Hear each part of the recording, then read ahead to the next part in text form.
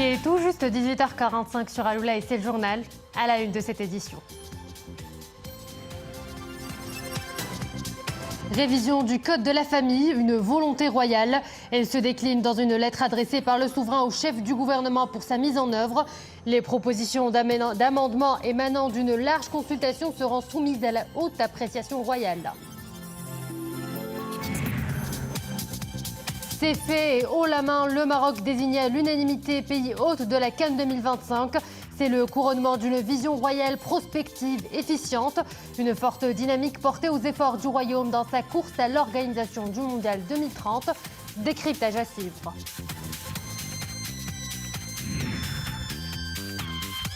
Demain, nous célébrons Aïd el-Mawlid Nabawi Sharif. C'est dans une atmosphère empreinte de spiritualité et de piété que la Oumma fête cet anniversaire du prophète Sidna Mohammed. Une fête porteuse de valeurs d'amour, de solidarité et d'empathie. Fès, la capitale spirituelle du royaume, célèbre cet événement dans la pure tradition marocaine. Bonsoir à tous. Avant de développer ces titres, ce communiqué du ministère de la Maison Royale, du Protocole et de la Chancellerie qui annonce que Sa Majesté le roi Mohammed VI Amir al-Mu'minin présidera aujourd'hui à la mosquée Hassan Araba une veillée religieuse en commémoration de l'Aïd el-Mawlid Nabawi Sharif à la mosquée Hassan Araba après la prière d'Al-Maghrib du mercredi 11 Rabi' 1er 1445 de l'Hégire, correspondant au 27 septembre 2023. Et à l'occasion de Aïd el-Mawlid Nabawi, Sa Majesté le roi Mohammed VI a bien voulu accorder sa grâce à un ensemble de personnes condamnées par différents tribunaux du royaume. Ces personnes sont au nombre de 742 et se présentent comme suit. Les bénéficiaires de la grâce royale qui sont en détention sont au nombre de 528 détenus, se répartissant comme suit. Grâce sur le reliquat de la peine d'emprisonnement ou de réclusion au profit de 22 détenus, remise de la peine d'emprisonnement ou de réclusion au profit de 503 détenus, commutation de la peine perpétuelle en peine à temps au profit de 3 détenus. Les bénéficiaires de la grâce royale qui sont en liberté sont au nombre de 214 personnes, se répartissant comme suit. Grâce sur la peine d'emprisonnement ou son reliquat au profit de 50 personnes. Grâce sur la peine d'emprisonnement avec maintien de l'amende au profit de 8 personnes. Grâce sur la peine d'amende au profit de 146 personnes. Grâce sur la peine d'emprisonnement et d'amende au profit de 9 personnes. Grâce sur la peine d'amende et le reliquat d'emprisonnement au profit d'une personne. Hier, Sa Majesté le roi Mohammed VI Amir al-Mu'minin a adressé une lettre au chef du gouvernement relative à la révision du Code de la famille. Une lettre royale qui traduit la haute sollicitude que le souverain accorde à la promotion des questions de la femme et de la famille en général. Nisra El-Hamdawi. Cette lettre royale vient concrétiser la décision royale annoncée par Sa Majesté le Roi dans le discours du trône de l'année 2022 et traduire la haute sollicitude que le souverain ne cesse d'accorder à la promotion des questions de la femme et de la famille en général.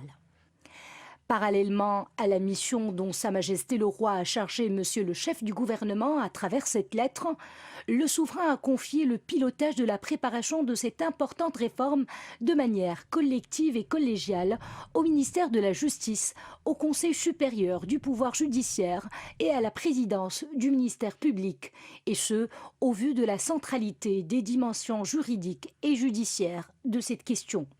Sa Majesté le Roi a appelé les institutions précitées à associer étroitement à cette réforme les autres instances concernées directement par cette question.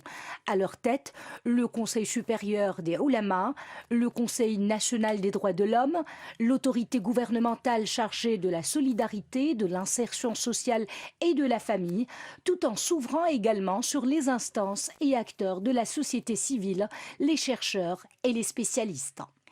Les hautes instructions royales stipulent de soumettre les propositions d'amendement qui vont émaner de ces larges consultations participatives à la haute appréciation de Sa Majesté le Roi Amir al-Mu'minin, le garant des droits et libertés des citoyens, dans un délai maximum de 6 mois, et ce, avant l'élaboration par le gouvernement du projet de loi à ce sujet et sa soumission au Parlement pour adoption. En effet, le chef du gouvernement Aziz Akhnouch a tenu une réunion consacrée à la mise en œuvre du contenu de la lettre royale relative à la révision du code de la famille que Sa Majesté le roi Mohammed VI Amir al-Mu'minin a adressé au chef du gouvernement. Dans cette lettre, Sa Majesté le roi affirme qu'il est nécessaire de réexaminer le code de la famille qui a eu l'immense avantage d'impulser une dynamique de changement vertueuse et d'instaurer une conception nouvelle de l'égalité et de l'équilibre familial, ouvrant ainsi la voie à une avancée sociale considérable afin de corriger les dysfonctionnements et les lacunes que l'expérience de sa mise en œuvre judiciaire a révélées. Le souverain ne manque pas de noter dans cette lettre, je cite, « Nous avons le souci que la mise à niveau souhaitée soit réalisée en total accord avec l'esprit de la charia et les spécificités de la société marocaine », ajoutant que nous tenons également à ce que, pensée et conçue avec le concours des institutions et des acteurs concernés, elle s'opère selon une approche marquée du sceau de la modération de l'ijtihad ouvert, de la concertation et du dialogue. Fin de citation.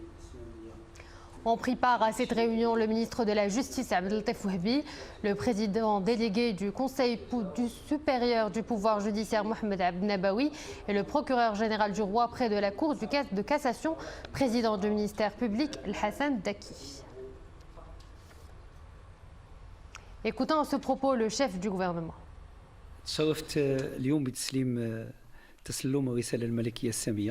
J'ai été honoré de recevoir cette lettre royale qui inaugure le processus de révision du Code de la famille, ce grand chantier de réforme supervisé par Sa Majesté le Roi, que Dieu le glorifie.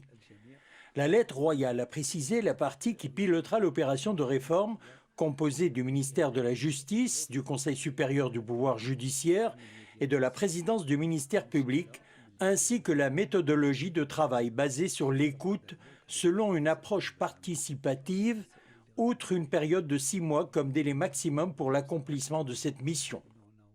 Il a été décidé, dans le cadre de la mise en œuvre du contenu de la lettre royale, de tenir une réunion en début de semaine prochaine qui sera suivie de rencontres d'écoute de l'ensemble des composants de la société marocaine concernée par cette question. Cette réforme constitue un moment fort pour le Maroc. Nous souhaitons que l'ensemble des intervenants puisse y contribuer de manière positive, comme voulu par Sa Majesté le Roi, Amir al-Mu'minin.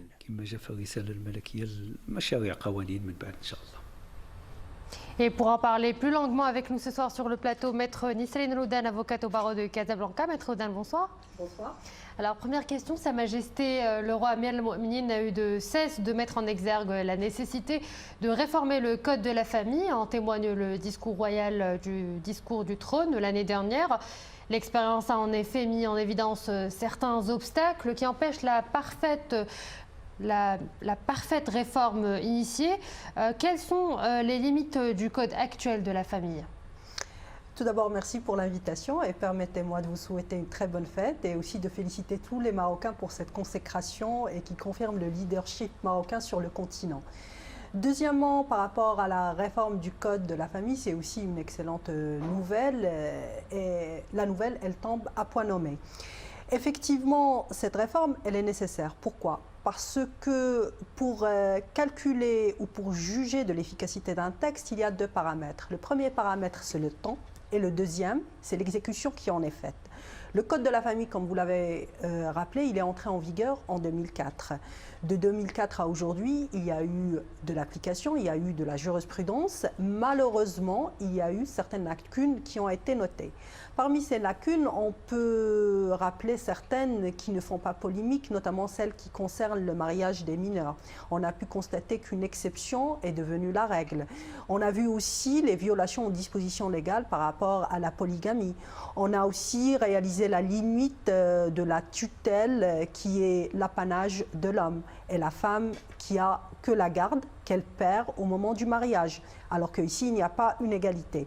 Le Code de la famille, pour le rappeler, il est rentré pour amener un équilibre, une équité et une justice.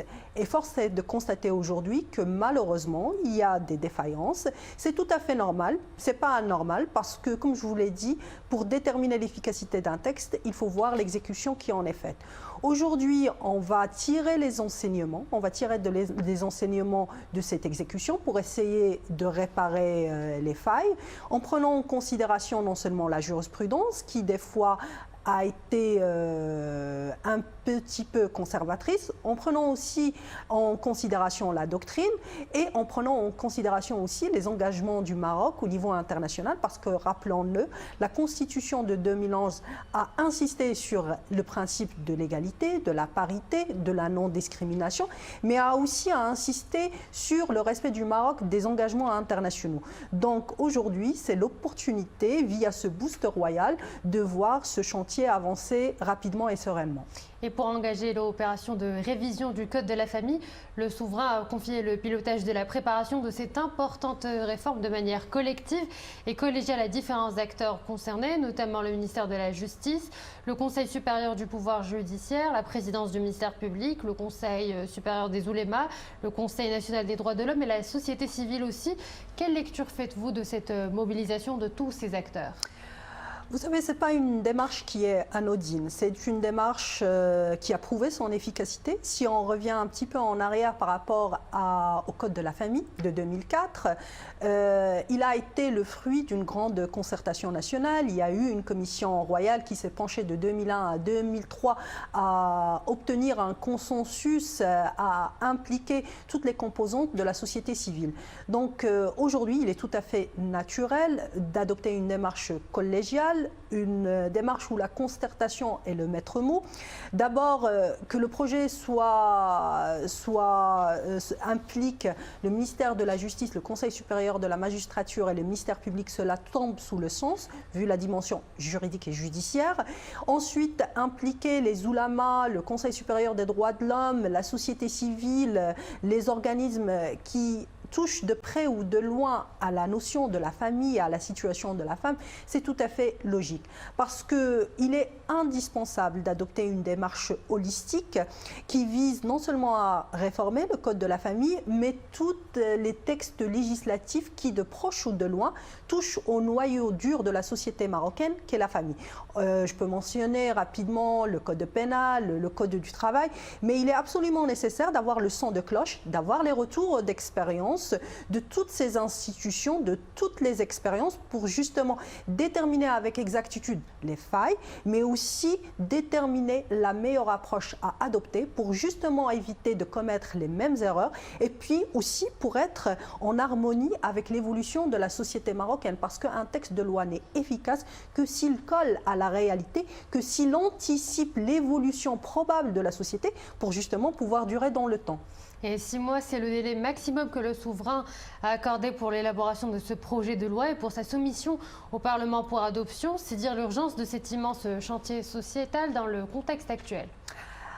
C'est absolument urgent, hein. Je pense là aussi il n'y a pas de polémique par rapport à ce point. C'est un chantier qui est urgent, qui d'abord a été rappelé dans le discours du trône, et il ne faut pas négliger la symbolique d'évoquer ce chantier de réforme dans le discours du trône. Aujourd'hui, préciser un délai de 6 mois, je pense que c'est la garantie de l'efficacité d'une réforme sereine.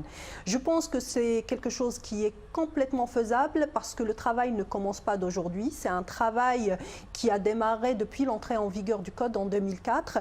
On a du recul, on a du retour d'expérience, il y a du travail. Aujourd'hui, il s'agit de compiler toutes ces propositions, de voir là où on a failli pour justement arriver avec une version plus performante qui permettra de protéger le noyau dur de la société marocaine, qui est la famille, de permettre à la femme de jouer pleinement son rôle, parce que, rappelons-le, si on éduque un homme, on éduque un être, mais si on éduque une femme, on éduque tout un peuple. Maître Nisserine Lodan, avocate au barreau de Casablanca, je vous remercie pour cet éclairage. Merci à vous. La nouvelle vient de tomber ce matin. Le Maroc abritera la CAN 2025. Le Royaume a été désigné hôte de cette grand-messe continentale à l'unanimité, et cela à l'issue de la réunion du comité exécutif de la Confédération africaine de football tenue au Caire. Une nouvelle confirmation du retour en force du football marocain sur les scènes continentales et internationales. Le Maroc récolte aujourd'hui les fruits d'une politique de promotion du sport et du football, en particulier portée par une vision royale, perspicace et prospective. Pour Calvin Arbalète. C'est de permettre au Maroc la Coupe d'Afrique des Nations 2025 se tiendra au Maroc. Fin du suspense, le Maroc désigné pays hôte de la Coupe d'Afrique des Nations de 2025. 37 ans après avoir accueilli l'édition de 1988, le Maroc organisera à nouveau la plus prestigieuse compétition africaine. La vision éclairée de Sa Majesté le Roi est la clé de ce succès et à l'investissement massif pour le développement du football et du sport en général dans le royaume. Les performances du football marocain témoignent d'un renouveau sans précédent des équipes nationales toutes catégories confondues.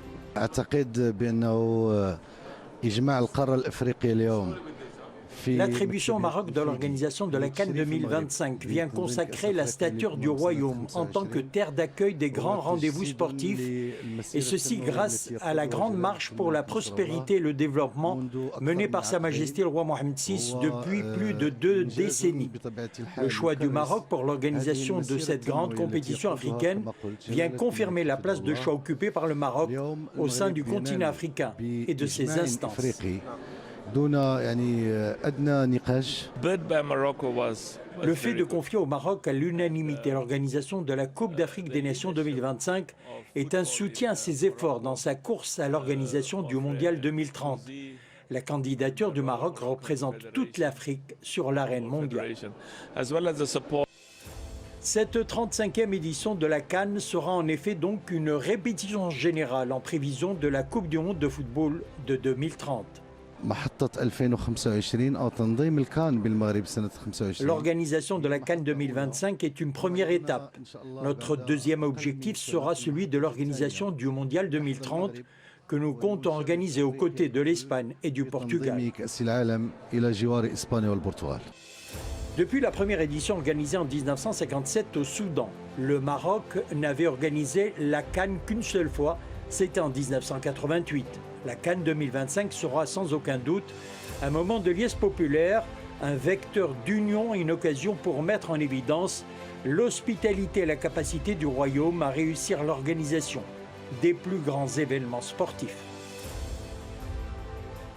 Et pour en parler avec nous ce soir sur ce plateau, Khalil Boudra, entraîneur et cadre national. Monsieur Boudra, bonsoir. Bonsoir, merci pour l'invitation et Eid Moubarak pour l'ensemble du peuple marocain. Je vous en prie, Eid Moubarak. Alors, comme espéré et attendu, c'est le Maroc qui organisera la CAN 2025. Le vote a été acquis à l'unanimité des 22 membres présents. Quel commentaire vous inspire cette nouvelle victoire sportive du Maroc ? Personnellement, pour être franc, je ne suis pas étonné parce que ce n'est pas le fruit de l'improvisation. C'est un couronnement d'une volonté royale, plus un travail acharné du président en exercice en cours, M. Fawzi El-Rja. Donc personnellement, je ne suis pas étonné. C'est le couronnement d'une volonté royale et s'ajoute parce qu'on a plusieurs atouts, c'est-à-dire déjà l'atout de la performance de la Coupe du Monde déjà au Qatar. Donc un vote objectif, un vote qu'on mérite et peut-être c'est le début du commencement pour plusieurs organisations à l'échelon mondial. Et le Maroc doit cette distinction à plusieurs années de travail pour la promotion du football national et aussi africain à travers l'action du Maroc au sein de la CAF, au renforcement des infrastructures, à l'encouragement et à l'encadrement aussi des jeunes talents, mais encore. Oui, parce que, comme je viens de vous le dire, le Maroc a fait un grand pas en avant au niveau de l'infrastructure, au niveau du réseau communication, au niveau des hôtelleries, au niveau du réseau routier. Donc on a tous les atouts pour être une grande nation. Je crois que le Maroc, sur le plan africain, modestement, est une référence. Donc on n'a rien à envier aux grandes nations. Donc le travail c'est-à-dire la stratégie établie par Fawzi El-Rja et par la volonté royale, c'est-à-dire court sur un bon rythme. Donc on est bien parti pour organiser beaucoup plus qu'une Coupe d'Afrique. Donc abriter cette plus prestigieuse compétition africaine au Maroc, pays où le football et ses valeurs fédératrices ont toujours été célébrées comme une fête rassembleuse, est-ce qu'on peut dire que cela maximise les chances du dossier tripartite Maroc, Espagne, Portugal pour abriter la Coupe mondiale 2023 ? Tout à l'heure, j'ai écouté la radio l'intervention de Fawzi El-Rja. Je crois qu'il est serein, il est très confiant. Et je crois qu'il a dit, c'est-à-dire si je répète les mots qu'il a répétés dans son intervention, il a dit qu'on va attendre encore une année pour Inch'Allah, c'est-à-dire attendre le couronnement, c'est-à-dire de l'octroi de l'organisation de la Coupe du Monde qui va être établie entre les trois pays, le Maroc, le Portugal et l'Espagne. Parce qu'on a toutes les chances, parce que comme je viens de le dire, c'est-à-dire au niveau infrastructure, on fait un grand bond. Plus géographiquement, on est près de l'Europe, donc on a tous les atouts. Plus le Maroc mondialement est devenu un pays de football, c'est une référence. Ça, on l'a démontré sur le terrain, c'est-à-dire sur le plan technique, et on l'a démontré sur le plan des valeurs. C'est-à-dire le peuple marocain a démontré que c'est un grand peuple qui a des valeurs, des valeurs qui commencent à être imitées partout dans le monde. Et l'organisation de la CAN 2025 s'ajoutera donc à celle de plusieurs événements sportifs que le Maroc a assurés avec brio sur tous les plans. Cela renvoie à l'image d'un pays sûr sur les plans sécuritaires, géostratégiques et économiques, mais aussi un pays au soft power qui ne cesse de se renforcer. Votre commentaire? C'est sûr, c'est un pays qui va de l'avant. Et déjà, si on veut évoquer la Coupe d'Afrique, on est à notre deuxième édition parce qu'on a déjà organisé une Coupe d'Afrique en 88. C'est pas les mêmes donnes, c'est-à-dire le même constat de fait, mais je crois que, c'est-à-dire objectivement, on est sur une bonne marche, c'est-à-dire on n'a rien à envier à n'importe quel pays, surtout modestement aux pays africains. Monsieur Khalil Boudala, je vous remercie pour cet éclairage. Je rappelle que vous êtes entraîneur cadre national. Je vous en prie, merci. Demain, nous célébrons Aïd el-Mawlid Nabawi Sharif, un événement béni dont se réjouit l'ensemble de la Oumma islamique. Cette fête religieuse s'accompagne aussi de traditions et de coutumes gastronomiques. Beaucoup célèbrent cette occasion avec des plats typiques qui fleurent bon le terroir marocain. Ce soir, nous braquons les projecteurs sur tout un héritage qui nous vient de Fès avec Mustafa Zahiri, Zakaria Moukenbila et Abdel Chab. Ces gâteaux et friandises traditionnels rappellerait presque le ramadan. Ces préparations sont également des plus prisées à l'occasion d'Aïd el-Mawlid Nabawi. Dans l'ancienne Médina de Fès, l'affluence chez les vendeurs spécialisés est bien palpable. Le matin de Aïd el-Mawlid, nous préparons des plats typiques, aseda, plats de noix, d'amandes et de fruits secs. Les douceurs les plus connues, shbekia, briwat et puis l'incontournable khlieh. C'est un jour particulier pour nous.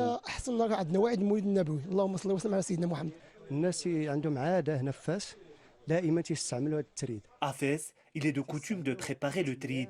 Les clients s'approvisionnent 3 jours avant cette occasion pour concocter une alfissa savoureuse le jour de l'Aïd. Dans les ruelles de l'ancienne Médina, les vendeurs exposent tous les produits et ingrédients nécessaires pour célébrer cette fête dans les règles de l'art. En plus des pâtisseries, les encens et autres habits traditionnels ont la cote.